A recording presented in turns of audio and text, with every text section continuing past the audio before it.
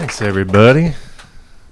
And thanks, Adam, for having me. Oh yeah, man. Yeah, I caught last season's episodes, and my wife thought I was crazy because that's all I was listening to for a while. But I don't think it's crazy at all, you know. So yeah, when Adam approached me about coming up with a topic, I really didn't know what to talk about, But one thing I experienced as like a touring musician and doing a lot of studio sessions is the emotional ups and downs of all this stuff. This is really you put your heart and soul into all this stuff.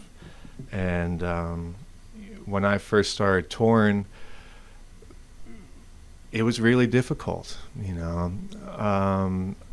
As a child, the only thing I ever wanted to do was play drums. It's the only thing I ever wanted to do. Probably how many hands? Like all y'all? Yeah, right. So I set goals for myself. Like in high school, I wanted to play with other people. Get into a band. And then after I got a little taste of that, I wanted to be in everybody's band, and that was always my goal. Like before I knew what a sideman was, that's ultimately, like one of the things I wanted to do is just not just have fun with one group of people, but have fun with everybody, and play all kinds of music and stuff. So when I started touring, I was on a tour with this artist who was Bob Dylan's guitar player for like 10 years. And I immediately realized being out with him that he was much different than most of the other musicians I had ever been with. I mean, his talent he's one of the best multi-instrumental string instrument players in the world, I'm sure. But his kindness was unmatched. His kindness towards his band, his kindness towards the folks in the venue. I mean, when I first started, did a tour with him, we get to a venue, we pull up, we load in, and the moment he meets people, he goes over and shakes their hand. Hi, I'm Larry. What's your name?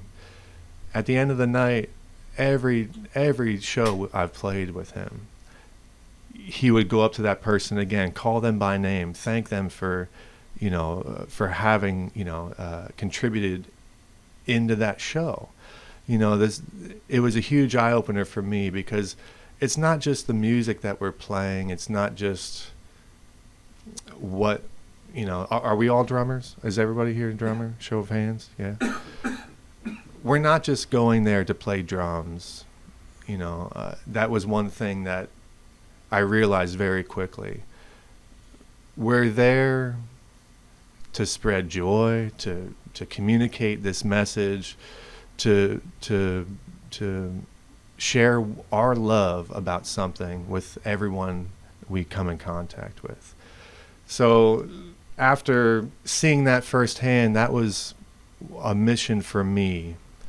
At every venue I play, I try to share that kind of mind frame, or at least spread that kind of kindness around me. It's about respecting your craft, respecting everyone involved's craft. Lighting crew or sound crew or people that are loading in and loading your gear out of venues. Without those folks, man, we're just sitting in our basement playing, or bedrooms playing, and so that was like one big thing that going into all this, I really didn't much realize until I was presented with this opportunity where this guy that I really still look up to, he showed me by example.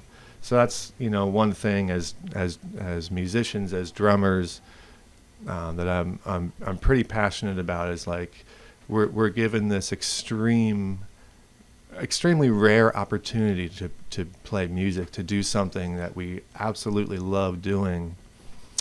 The least we could do is feel good about ourselves and share that with the ones, the folks around you that are helping you to, create a show, create the gig essentially.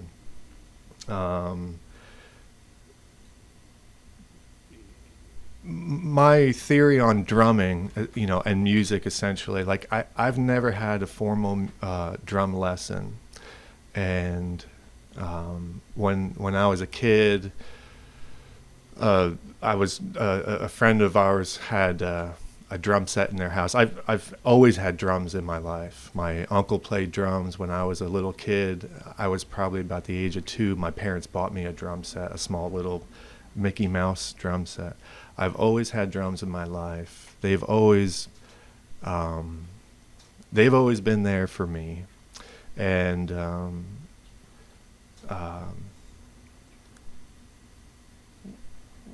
when we have something like this that's so important, it's really important not to take it, for granted. This love that we all share, this talent, this communication. Music is communication, right? So if we can take that communication, share it with others, and be inspired by others, and whatever you give out, you will get back into it. I can remember there was when I was about a teenager, there was down the street, a couple guys had a band, and they had this other guy that was a couple years older than me that they wanted that guy to be their drummer. And I remember being pretty upset because I thought that I was the drummer in the neighborhood. It was a good lesson for me to learn because he was much better than me. But I realized that instead of him being my enemy or my competition, there was a part of me that realized that the competition is in myself. That other person is not the person to compete against. The only competing that I should be doing is about my own abilities. The time and work that you have to put in order to make you sound good. So I listened to a lot of records, trying to mimic. Because I had gone to one drum lesson, and the drum instructor told me that I had to learn, all kinds of stuff. I don't even know, paradiddle or whatever. I don't know what that means, but that's what they were, saying to my parents. You have to learn this stuff, and I didn't want to. All I wanted to do was be in a rock and roll band, or whatever, country band or whatever the genre. I just wanted to be in a band. I wanted to play music. So the guy said to me, "Hey man, if you don't want to learn this stuff, you need to listen." So that's what I did my whole childhood. I listened to music religiously all the time when other kids were out playing, or doing video games or something. I was down in my basement with my headphones on, listening to music. Whatever came on the radio station, I'd play along to it. So there's, on one end of the spectrum for drummers right now, there's the Instagram drummer, and I think, does anyone know what that is? Like real flashy, kind of thing. I'm the opposite. I'm pretty much like just one step above caveman when it comes to playing, my abilities. That being said, that ability to do that has made me, has gotten me a lot of gigs. It's gotten me a lot of recording gigs. It's gotten me a really wonderful life, So it's important to figure out what it is that each one of us needs or wants to do. It's great to be that Instagram drummer and, pull out all your tricks and that kind of stuff. But it's also wonderful just to sit back and play a song, for the song. And that's what I do. You know, I've never, if I'd sit behind a drum kit right now, I probably wouldn't know what to do.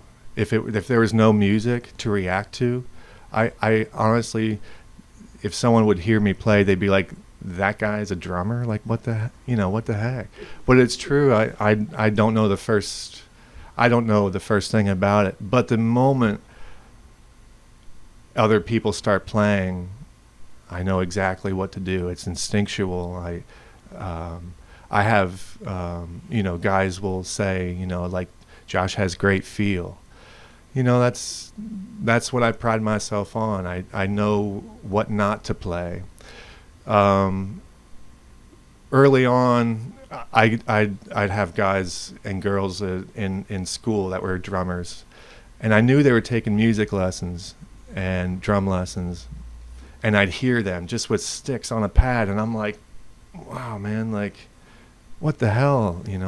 They're way beyond my ability. I can't even come close to anything like they were doing. But then they get with a band and they can't play with a band, Like, the only thing I've ever wanted to do was play with a band. When I started playing with bands, I was really lucky to not play with a bunch of kids, but to play with a bunch of seasoned adult musicians. Where I grew up, there was a blues jam, and mostly of older blues guitar players that all they wanted to do is shred, And they'd say, all right, I'd sign up on a list, Josh, come on up, play 3 songs. And they'd look at me and say, all right, just play a shuffle, a double shuffle. Okay, cool. I play a double shuffle. Well, the first time I played, man, I kind of wanted to play like Carter Buford, like Dave Matthews was big back in, like the late 90s, early 2000s.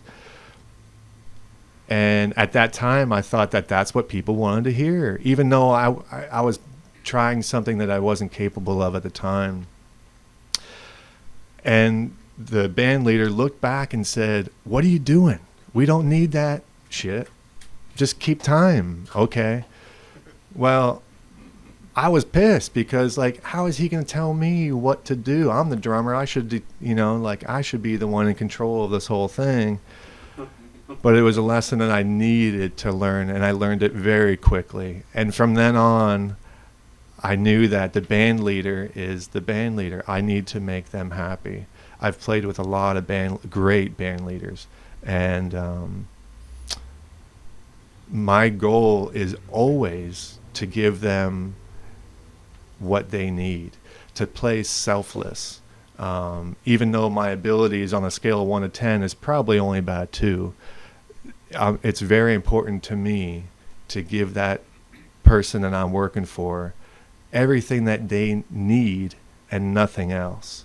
The last thing a band leader, a singer-songwriter needs is to turn around and hear a drummer trying to play Wipeout when they're, coming down off, in a nice chorus or something like that, So, yeah, that's my playing in a nutshell. Is like, everything that the artist needs and nothing more, Another big thing that I learned is volume. Just the nature of this instrument. We have the ability to play at a whisper. We have the ability to play like thunder. If I can remember the first bar gig I ever played, I was really excited. Finally I get to play a bar. I'm not even 21 yet.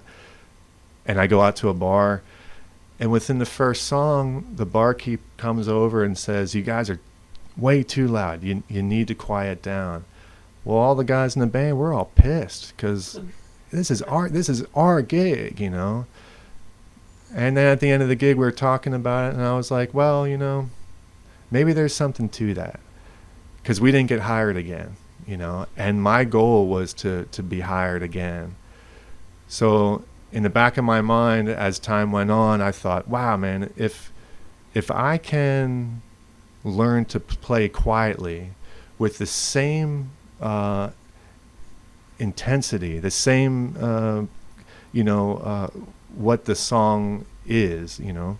If I can pull that off, we're going to get hired more. So it was a goal of mine to always play quiet, you know.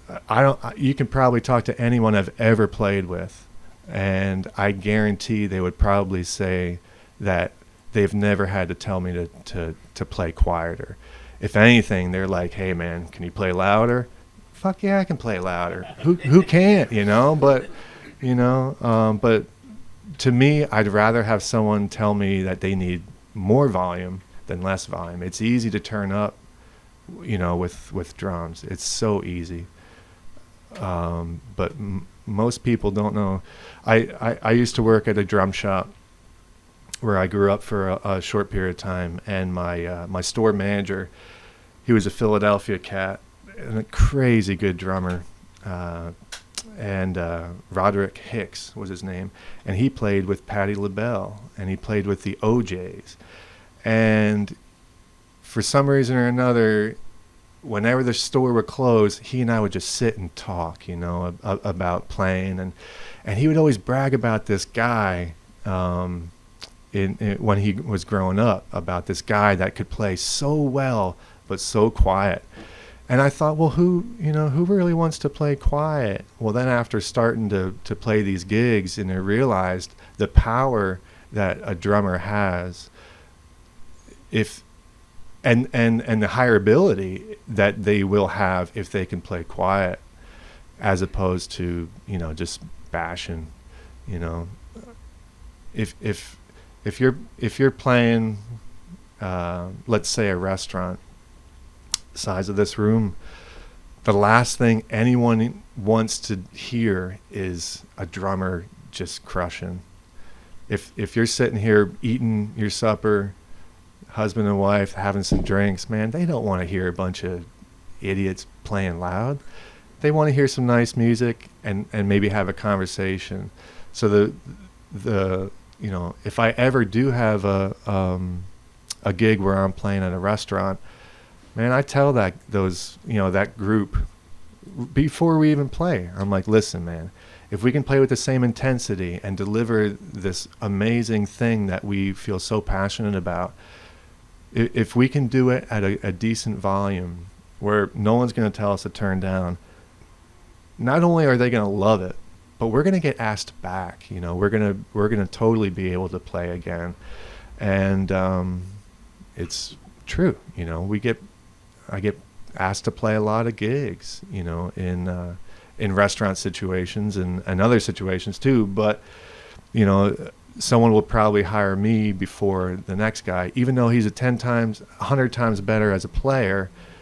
If you can really hone in that power, that volume, you know, the higher ability will just go through the roof, because, you know,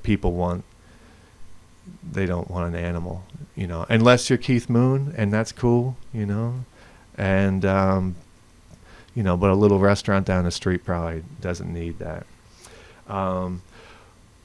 One thing, I think of the drums. My background is playing drums to songs, you know, backing up singer-songwriters, backing up a country band, backing up a you know, classic rock type kind of band. That's kind of my genre. I always think of it as what makes a good drummer. Okay, like what do you think makes a great drummer? You can keep time. Keep time. That's one thing. How about you? What makes keeping fun? Yeah. Nick? Ability to essentially mix yourself with your hands. Yeah. Dynamics. Yeah. One of my favorite things about music, when I hear a great drummer, one of the thoughts I think is, like, well, what makes this drummer, what makes this drum part, what makes this song just feel right? If a drummer is smooth, that's everything. If a drummer is herky-jerky, time-wise or volume-wise, it's off, and then the whole track is off. But if you're listening to a drummer that's smooth, everything is good. If you yourself are smooth, Everyone's going to want to play with you. That's huge. You know, we're in my world where I come from. One thing I tell, you know, some people sometimes, or how to describe this, is if the music is a train and you know, you have this train tracks. For me, the train tracks are the drums. They lay down the path. Okay, if that path is rocking, it's probably not going to be a very comfortable ride. But if those train tracks are smooth, the rest of that train is just going to glide right on through, right? Then you have your bass player. I love bass players. I love good bass players. If I'm playing with a great bass player, when I think of that bass player, I think of myself as that track. I'm the one laying down the direction that we're going. That bass player is the wheels. They connect what I'm doing rhythmically, and they connect to the tracks, and they connect to the rest of the car, the train car, which is, I believe, the melody, the melodic instruments. That bass player connects the two. If me and a bass player are playing well together and we're locked in, everything is good. If that bass player is just playing, you know, 30-second notes the whole time, or you know what I mean, playing busy, well, I have to adjust what I'm playing.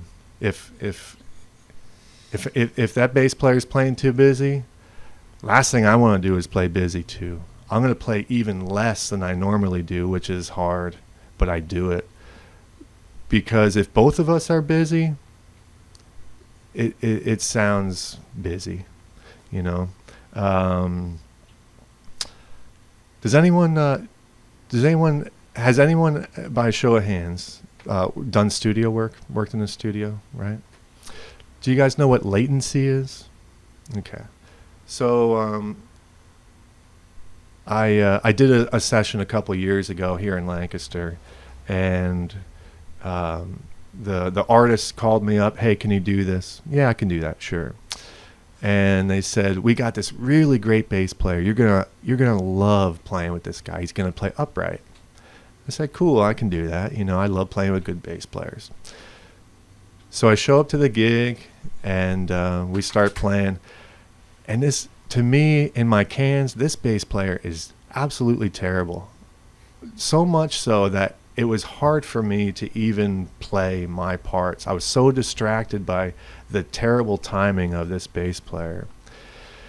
And that's not a fun situation to be in. And you know, you either have to, you know, you have to pick someone to play with. Either it's going to be the artist or the bass player. You have to kind of choose your lane.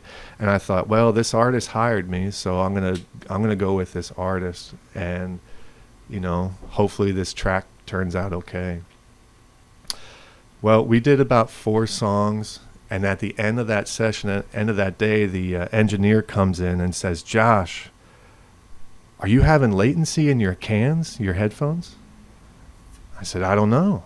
You know, like something's going on, but I'm not sure what it is. And he said, I'm so sorry. I just realized that there's latency happening with this bass. So I did that whole session really getting in my own head. And it wasn't the bass player. After hearing the tracks, the final track, that bass player was great. The reason I'm telling you this story is because when you're in a situation like a studio situation, it's so demanding to stay focused all day long, to play, you know, like one track over and over again, trying to play it the same way. It's very, you know, in your head. It's not an easy thing. When things become difficult that are out of your control, you know, either you can get upset at it or just try your best, you know, and that, to me, that was a good lesson for me to learn, just to try to keep my cool, to try to play the part as best as I possibly could, because that was the situation that day, you know. But you're going to run into things like that are out of your control, and if you can keep your wits about you, you know, just try to maintain what it is that, you know, that we're here to do, you know, make the best of it. An artist that I played for, I toured for 13 years with an artist, and he'd always say to me, you know, or the audience, you know, when we get to a gig or something, he'd always say, you know, we're not getting paid to play, we're getting paid to travel. And, you know, there's a part of me that thinks that that's pretty spot on. You know, traveling, for 13 years, I was traveling for about 150 dates a year. You know, you're gone about half the year. You know, you're on the road, you know, staying in hotels, and it's pretty awesome. But it does come with its, you know, with its fair share of struggles too. The prize at every night when you're traveling is the gig. When you get to play your instrument, that's, you know, that's the icing on the cake every night. But the 6 or 8 hour drive every morning to get to the next, you know, town or city that you're playing, that's not always the best. There's only so much YouTube that you can watch, you know, in the back of a moving vehicle. You know, trust me, I think I've watched it all. You know, the guys used to tease me in the band saying that I've watched the entire Netflix, which I'm pretty sure I have in the past 13 years. You know, so you have a lot of stressful situations. You know, let's say we're in California and my wife calls, hey, the baby's sick. Okay. You know, like those kinds of things, like life continues. When you're in this bubble of a touring situation, and you know you're not within arm's reach of home, life continues. You know, you're in this little bubble where nothing can kind of penetrate what you're doing that day, because the goal is to get to the venue, load in, sound check, do the gig, put it back in the truck, you know.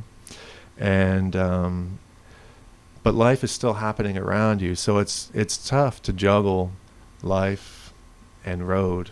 It's not always an easy thing, even though, you know, it's the only thing I ever wanted, you know. But, you know, so if you're aspiring to be on the road, you know, it's not all rainbows, and, you know, there's a lot of hardship too, you know, that comes with it. You know, as far as like being in the studio, I can remember early on when I first started recording in the studio situations, you know, like we're probably pretty particular about our instruments that we play and the tone of what feels good to us, what feels good to our ears. And sometimes, you know, if you're in an original band, that's one thing, but I've only recently been in an original band with this like one project that I'm in now. Before that, you know, for the past 20 some years, I've been a sideman. So my ideas a lot of the times weren't needed. I had to do what the producer wants me to do. I have to do what the producer and the artist wants me to do. I have to sound like the producer wants me to sound, or the artist. I remember a very early on session that I did where, you know, I think it was the first session that I did, working like a pretty good reputable studio with some, you know, a lot of money going into this project. And the engineer was also a drummer, which was great. And he said, man, that snare sounds, it's no good. You know, we got to get you a different snare. And man, my feelings were hurt, because like, this is my instrument. This is what I want to play. This is what I feel, you know, but it wasn't the right sound for that song, you know. So they gave me another snare drum. When those kinds of things happen, either you can get upset or you can just go with the flow. What you're hearing in a controlled environment of a studio room, a drum booth or whatever it may be, what you're experiencing might be totally different from what the engineer in the engineer booth or the producer is hearing coming through those microphones. And that was the case here, in this situation. You really have to be first patient, when it comes to that kind of stuff, because not always you're not going to be right most of the time, especially when you're working for an artist. They want a specific thing out of you, and the goal is for them to get that. At least the goal is for me, for them to get that. If they want a different sound, well, then we got to change some things up. And when you're paying a really expensive producer to make those kinds of calls, you almost have no choice but to just do what they want you to do, and in turn do the best that you can, and not try to mess it up. On the lines of playing with an artist, I've made my career playing with two Bob Dylan band guys. Both the artists that I've worked with, two of the artists that I worked with were Bob Dylan. They were in Bob Dylan's band for a lot of years. They had terrible stories to tell about Bob Dylan, the way he treated his band, the way he treated folks, the way he, one reason or another, did whatever they did. One of which overcame those things and became very kind, which was great to see, and learn firsthand how not to treat people and what not to do, and those kinds of things. I got so good at reading body language of the artists that I work for. One artist in particular I was with for 13 years. He never once had a set list, for every show I've ever played with him. But I learned to read his body language, and I knew when he would set up right in front of me, I knew that when he turned around to pick up between an acoustic guitar and an electric guitar, another electric guitar, I knew exactly what song he was about to play. It became like clockwork. Even though no show was ever the same, I knew exactly what he wanted and what he was going to do, just based on spending so many hours on stage with that artist. You get to know things. Right before I started touring, I was really fortunate to see B.B. King play. Have any of you guys seen B.B. King live ever? It's amazing. It was absolutely life-changing. There's been a few artists that have been life-changing for me. B.B. was one of them. His drummer that night was Tony Coleman, a wonderful drummer. This absolute monster of a drummer. This guy had power and dynamics, and I was really fortunate. I got to sit right in the front row, right in front of BB. And at that time, BB was sitting down. It was towards the end of his career. The thing that I took away from that show was the communication, or maybe lack of communication, that was between BB and Tony that night. The subtleties of BB lifting up that headstock in the air and coming down, and it wasn't even a large movement. It was so minute. Tony, the drummer, knew exactly what BB needed. He knew exactly where BB was going, and he'd bring the whole band down to a whisper like that, just because BB lifted up his guitar and put it back down. Things like that. Watching things like that unfold right in front of my face changed my life completely. I knew that after seeing that's the type of drummer I wanted to be. I wanted to give whoever I'm working for my absolute full attention.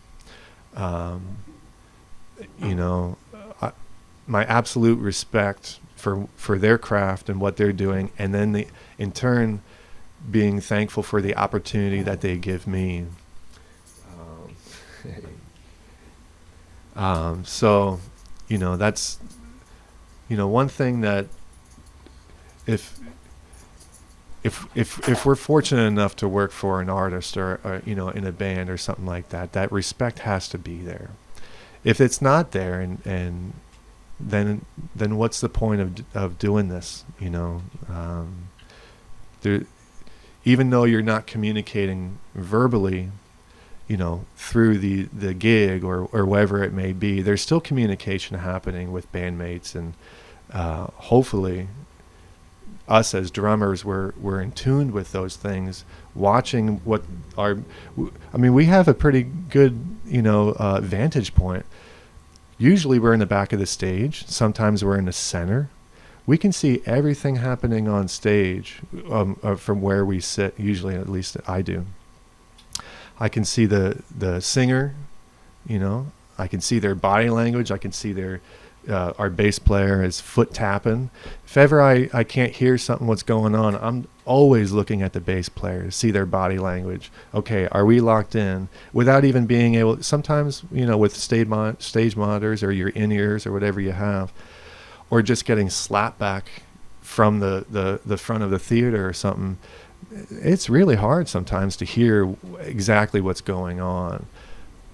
But if you can almost turn off your hearing, you have other senses that we can rely on. Our sight, just watching your other bandmates, and what they're doing has become a huge thing for me. It was a huge learning curve because I grew up, playing in garage bands where you're all facing each other in a room, and that's easy. Like communication is right there. You're talking to each other. But all of a sudden you're in a situation where you're touring with a band and you're in your early 20s and all these guys are seasoned, veterans. And you realize that, oh, wait, like I can't rely on them just talking to me, telling me what they need. I have to figure it out myself. That was a huge learning curve for me to figure those things out. So the ups and downs of this stuff, all we want to do is play music and well, at least me, I can't talk for anyone else, but all I ever wanted to do is play music. All I ever wanted to do is be in a band. There's things that we have to sacrifice sometimes in order to get in these positions. And sometimes they're really hard to let go of. There's times where you get called to do a gig and you're all excited, or a recording session, and you go in there like, man, I'm the shit. I'm the drummer that they chose. There's 100 other drummers that they could probably chose, but they called me.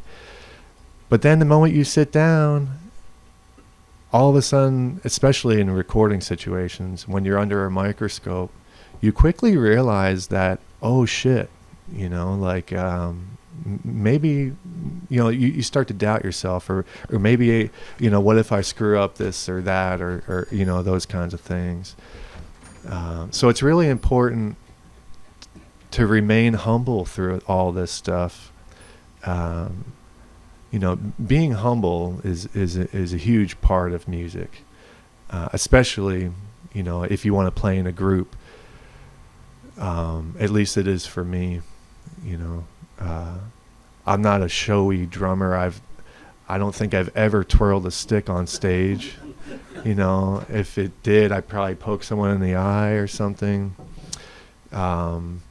It's important for us to know, you should go for stuff.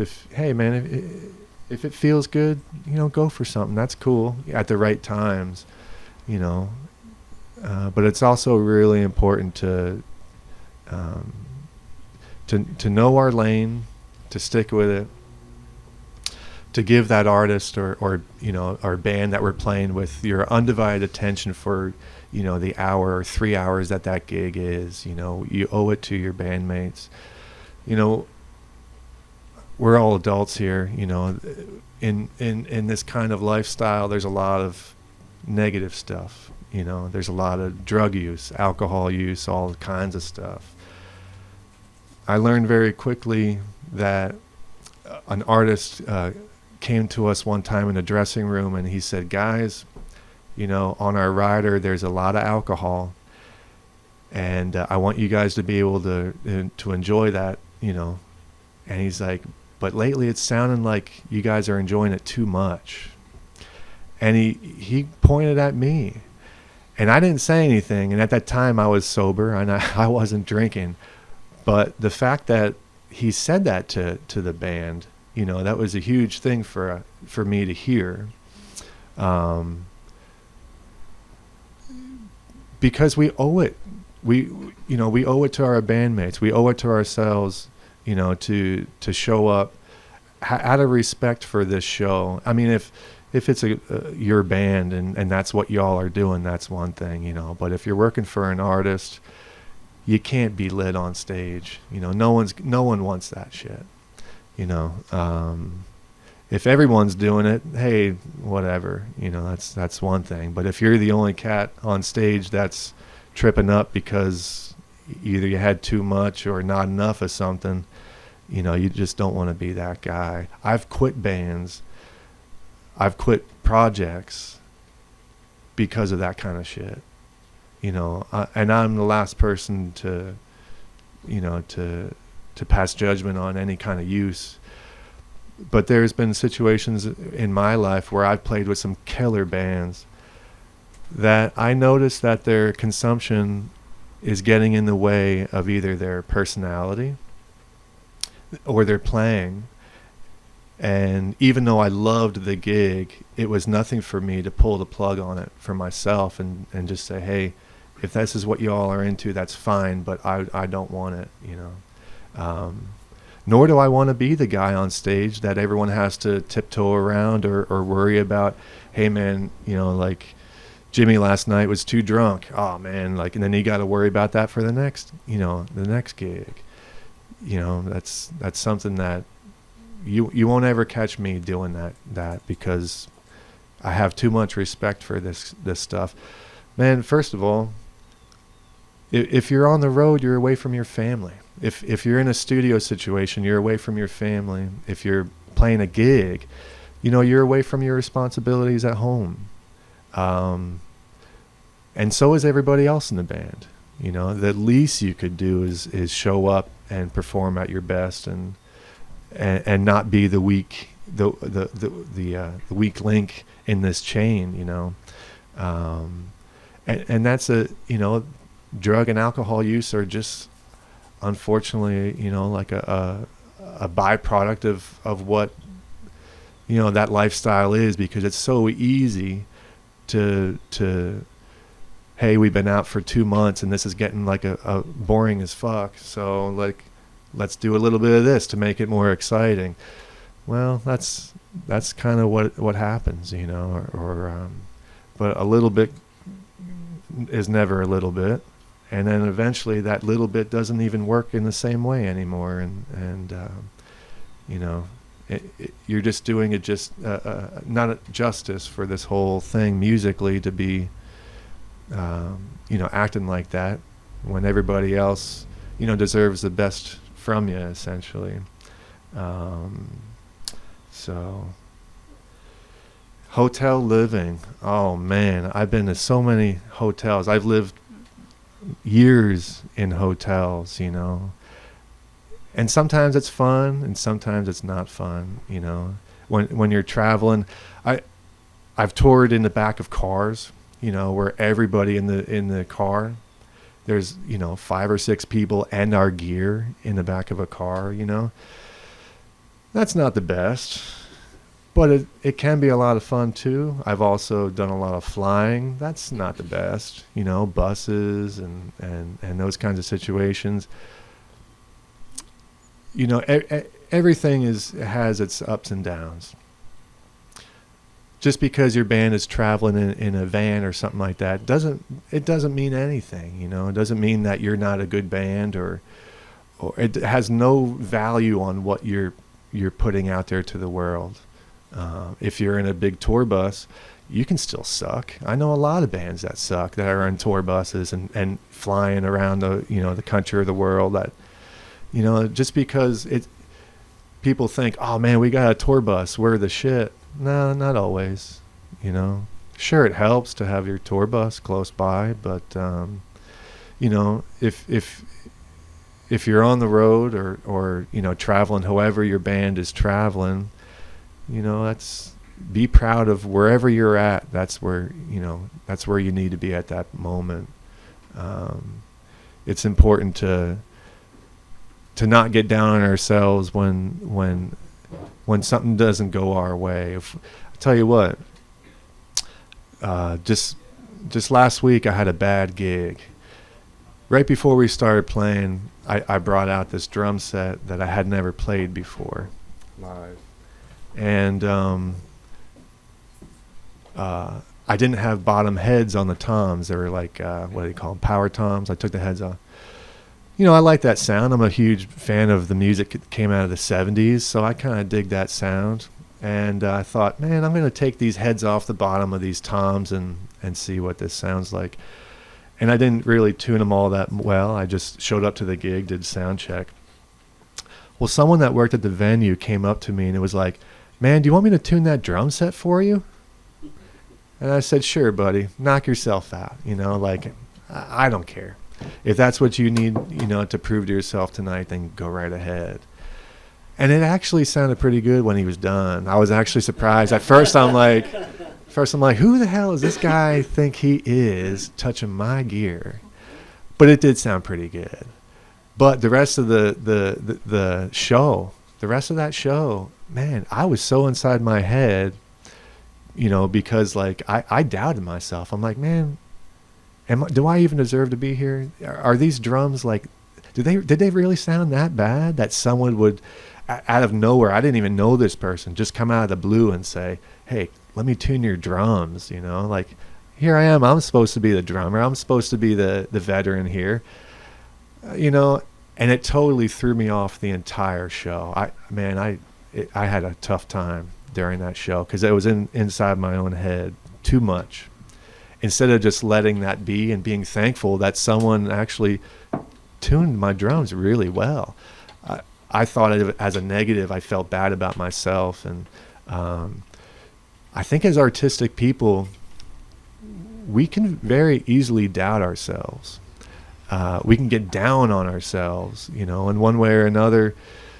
We just don't feel, either we don't feel valued from others, or we don't feel valued about ourselves. But the great thing about it is there's always another gig to prove to yourself that, I am here for a reason. That next gig that I played the night after, man, I killed it. I think I killed it. I probably didn't, but I felt I did. There was no distraction. One thing I noticed when I was really young playing drums in my parents' basement was, you hear musicians, anyone ever hear of musicians talking about the zone? Getting in that zone? Well, for me at a very young age, I got into that zone, and I've been addicted to that zone ever since. For me, that zone is when everything turns off, where I have an out-of-body experience, where I don't even know where I'm at. It's like my soul leaves your body, and you have no, it's almost like you're on autopilot. Has anyone ever experienced that? For me, when that happens, I know that everything is working. The music is working. When I feel that, all of a sudden your mind is just drifting in some other place, I know that this thing that we're doing is working. That doesn't happen on every gig, but when it does happen, that feeling fuels me for weeks. it's something that I cannot wait to get back to. It's such a euphoric kind of energy. It's to me, that's a payoff. I think people that do meditation, they work for years just to experience that freedom. As musicians, it's there whenever we want to tap into it. It's free, and it's the equivalent of being free. If we can tap into that more often, and in turn, if we're able to focus that energy and provide that for our listening audience, like what better gift in the world, than that, that we can give anyone listening. If we can feel good about what we're doing, and in turn they also feel good, that's probably about the best a musician can probably do. That's free. But I don't know. I'm just rambling on a bunch of stuff. Anybody have any questions? Anybody? Don't all raise your hands at once. Yeah, we're all gonna hang out afterwards a little bit. Yeah. So, yeah, let's give it up for Josh. Yeah. Thanks.